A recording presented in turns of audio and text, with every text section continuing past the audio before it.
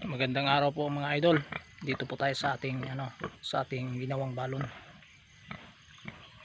Sa pagtitiyaga natin na gumawa ng balon sa area talaga ng nasasakop na area.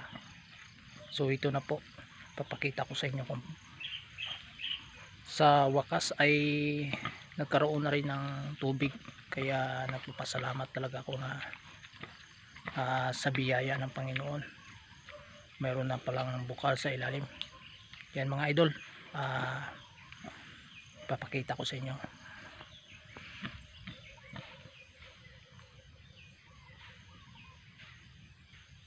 Ayan,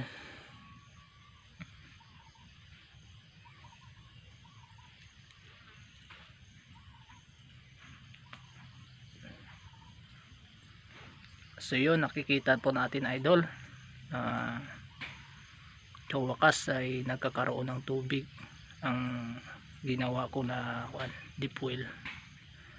So malayo kasing tubig dito, kaya umanap talaga ako ng paraan na makagawa ng deep well dito sa malapit sa area ko. So malapit lang din ang kubo ko dito yun makikita natin kaya lang hindi lang masyadong maliwanag mga idol, kasi may sikat kasi ng araw, kaya hindi makikita.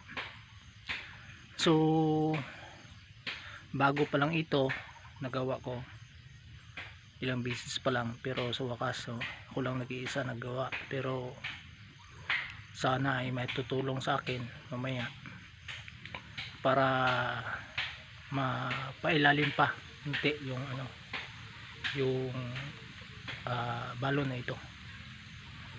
So makikita natin sa video, yan po, yan, may tubig na po. So yung tubig niya ay malapit mga dalawang phase, dalawang roller ang lalim ng tubig.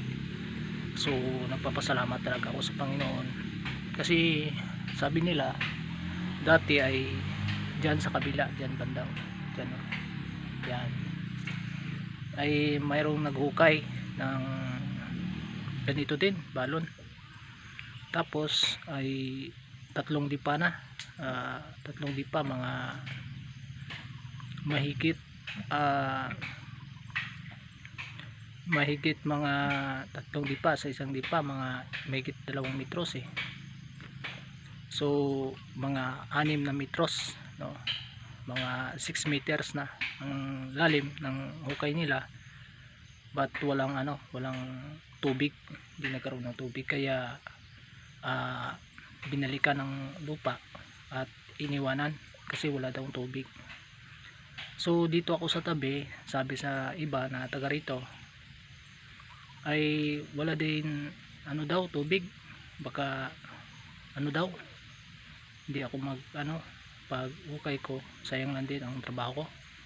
Kaya sabi ko ay sinubukan ko talaga na hukayin ito, kasi dito sa sintom na to ay medyo sa lupa, malalim na porsyon ng lupa. Kaya sabi ko, kasi doon sa baba mayroong mayroong tubig. Sabi ko dito talaga ay imposible pag hindi magkakaroon ng tubig.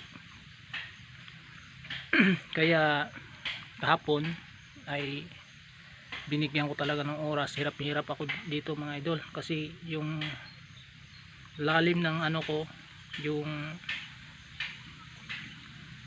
lalim ng hukay ko ay nasa mga 10 pace, mga na siya, G's na siya, mahigit pa. So ginawa ko, ako lang nag-iisa, yung yung lupa doon ay medyo maputik, ginawa ko ay minomold ko, at pagkatapos kong mold, buuin kong lupa, tapos itapon ko dito sa bandang itaas, kasi ako lang nag-iisa. Tapos minsan ay bumabalik pa talaga yung lupa sa akin, kasi pagtapon ko minsan naghihiwalay, nababasag yung lupa, kaya tatamaan ako. Pero tinatyagaan ko talaga at nagpasalamat ako kasi sa paggawa ko kahapon ay nagkaroon ng mayroong tubig. So saya ko talaga, kaya kinunan ko na ng tubig kanina. Hindi kasi gaanong malayo dito sa kubo ko. Yung kubo ko doon ay nasa mga 20 meters mula dito punta doon sa kubo. Kaya dito talaga ako kasi itong lupa na to ay sakop sa sakop ng lote kung saan ay tinayuan ko ng kubo. Kaya may may privacy tayo dito. Mahirap kasi doon sa iba kasi yung layo, isa pa hindi ka pa pwede maggawa doon ng sarili mong kasi sa kanila yun private nila yun. Kaya yun mga idol, salamat sa inyong panonood, at kung bago ka pa lang sa ating channel, para sa suporta ay maaari kang mag-subscribe. Salamat mga idol, at God bless sa inyo lahat.